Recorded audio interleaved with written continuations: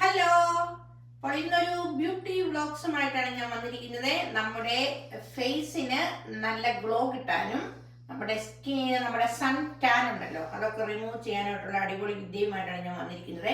അപ്പോൾ നല്ല തണുത്ത വെള്ളത്തിൽ നമ്മുടെ ഫേസ് ഒന്ന് വാഷ് ചെയ്തതിന് ശേഷം നമ്മുടെ മിൽക്ക് ഉണ്ടല്ലോ, നമ്മുടെ പാലിനകത്ത് നമുക്ക് ഫേസ് നന്നായിട്ടൊന്ന് ക്ലെൻസ് ചെയ്യാവേ.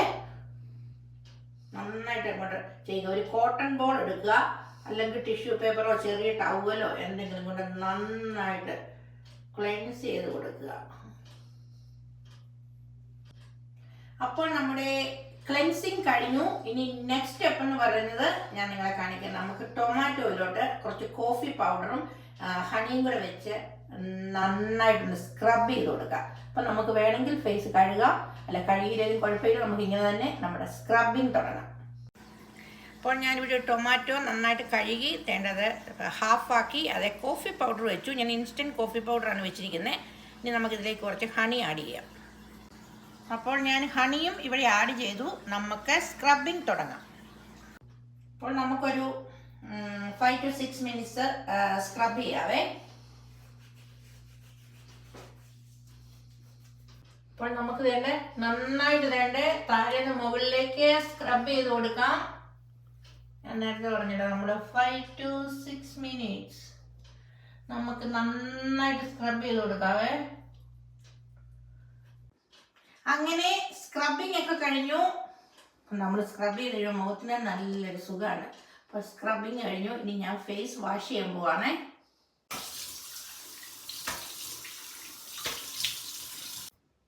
ഞാൻ ഫേസ് ഇവിടെ നന്നായിട്ട് വാഷ് ചെയ്തു. ഇപ്പൊ തന്നെ കണ്ടോ, അയ്യോ മുഖത്തിന് നല്ല മാറ്റമുണ്ട്, നല്ല ഗ്ലോ ആയിട്ടുണ്ട്. അയ്യോ നല്ല മാറ്റമുണ്ട് കേട്ടോ. ഇനി ഞാൻ ടവൽ കൊണ്ട് നമ്മുടെ വെള്ളം എല്ലാം തുടച്ച് കളയാം. നിങ്ങൾക്ക് നേരത്തെ മുഖവും ഞാൻ സ്ക്രബ് ചെയ്ത് കഴിഞ്ഞുള്ള മുഖവും നിങ്ങൾക്ക് നോക്കിയാൽ മനസ്സിലാകും.